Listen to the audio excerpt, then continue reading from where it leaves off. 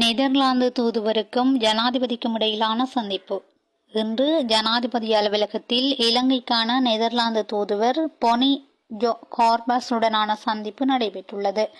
இலங்கையின் துறைமுகங்களை அண்மித்த முதலீடுகளுக்கு நெதர்லாந்து தயாராக உள்ளதென இலங்கைக்கான நெதர்லாந்து தூதுவர் பொனி கார்பஸ் தெரிவித்துள்ளார்.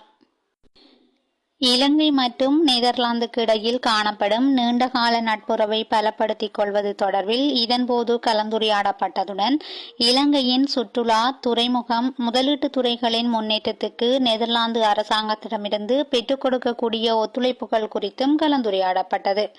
இலங்கையின் கலாச்சார மற்றும் தொல்லியல் பெறுமதியான படைப்புகளை பாதுகாத்தல், கொழும்பு பல்கலைக்கழகத்தின் ஆய்வுகள் மற்றும் இலங்கையின் கல்வி மற்றும் பயிற்சிகளுக்கு நெதர்லாந்து அரசாங்கத்தின் ஒத்துழைப்பை வழங்கவும் இதன்போது இணக்கம் தெரிவிக்கப்பட்டது. இதன்போது சுற்றுலா, துறைமுக செயற்பாடுகள் மற்றும் முதலீடுகளில் நெதர்லாந்து அரசாங்கத்தின் ஒத்துழைப்பை எதிர்பார்ப்பதாக ஜனாதிபதி தெரிவித்துள்ளார். இம்முறை வரவு செலவு திட்டத்தில் ஜனாதிபதியின் முன்மொழிவுகளை பாராட்டிய தூதுவர் கிளீன் ஸ்ரீலங்கா வேலை திட்டத்தை புதிய நிலைக்கு கொண்டு செல்ல நெதர்லாந்து அரசாங்கத்தினால் வழங்கக்கூடிய ஒத்துழைப்புகள் குறித்தும் கலந்துரையாடப்பட்டது.